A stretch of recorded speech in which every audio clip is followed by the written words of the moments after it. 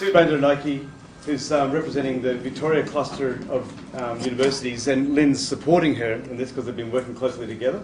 Sue's been teaching and researching work integrated learning at James Cook University for over 20 years. The Work Skill Development Framework, or WSD, was developed as a sister framework to the RSD and applied in multidisciplinary context to teach and assess university students and also for career and professional development. Lynn is the Information Research Manager at Monash University Library. Lynn's leadership role focuses on the library's educative contribution for student learning. She works with library staff to enable students' research skills within disciplinary content and participates in university initiatives for students' skill development. I'll pass over to you, Sue and Lynn. Thank you. Good morning, everybody. And you should have the resources, that sheet given to you, and a little handout. If you don't, we can get this distributed to you soon. And if you come to our workshop, we'll give you a gift. That's not disclosed yet. So, what we are going to do today is, most of you know about research skills development. But we want to show you that there is a sister framework which matches with the research skills development called Work Skills Development. I'm going to be using the acronym WSD, and that's why this was handed to you, so that you get used to the acronym called WSD. Also, with our students, we don't give the framework, right? We get them to work first and to extract the work skills, and then later on, when they graduate, they'll get that as a gift. So maybe you get it as a gift as well. Okay, so what you see here now is on my, okay, let's see, yeah. That's your research skills development, that's the work skills. And you'll see exactly replicated here the terms of embark and clarify.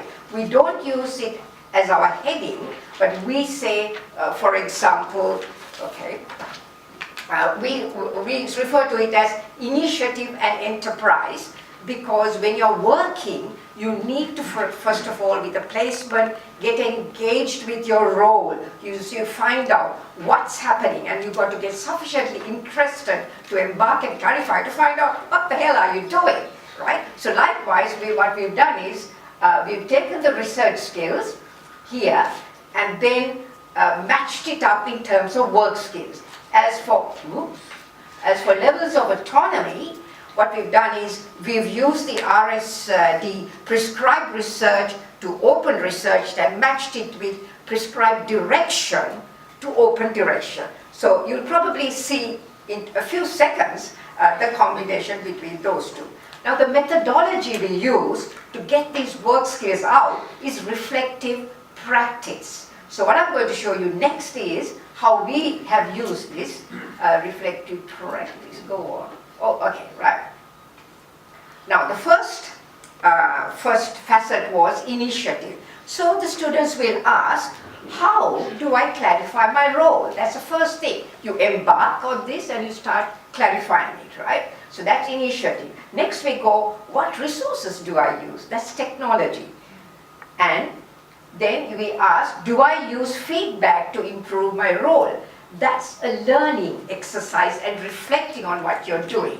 Then we ask, this is self-management, how well do I set timelines and coordinate to tasks? Because often students feel, okay, when you're an undergraduate, right, you don't stick to timelines, you ask for extensions. You can't do that when you go to work, so we tell them that, and they know that, right? Then am I able to identify the problem clearly? That's problem solving, because any placement, you're given a specific problem, whether it's a project or whatever it is, and you've got to find out what that is.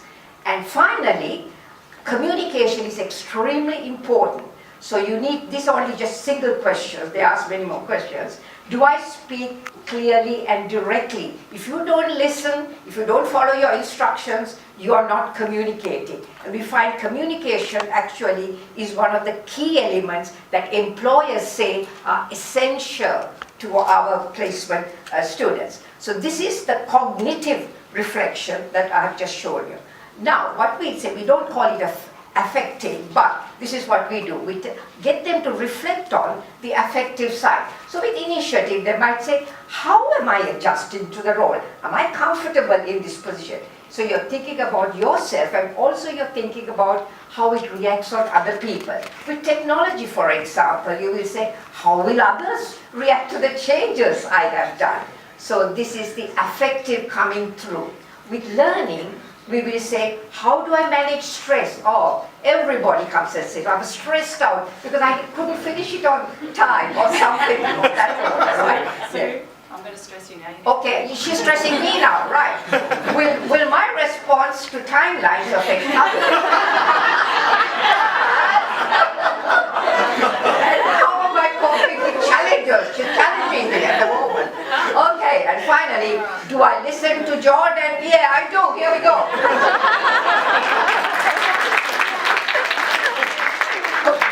Sorry, while And I'll hold this. if you come to our workshop, I promise I will try and keep it under control. I have been with Sue now since Sunday night and I'm pretty tired. Right. Okay, so these are the learning objectives for our workshop.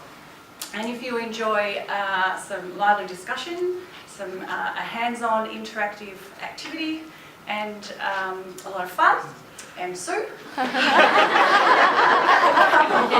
What we're going to be doing is we're going to be drawing connections between the RSD and the WSD, distilling the skills in each of those frameworks and seeing the connections between the two.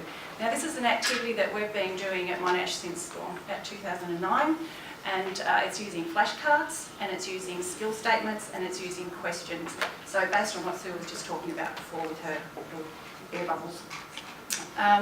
We are using that activity to design curriculum for a Master's unit in Business and Economics, and the same activity in the Master of Nursing Practice, where we have used that to form the basis of our mapping in that curriculum. So it's a very, very practical activity, one you can use with students, one you can use just to reflect on your own curriculum, and that's probably all I'm going.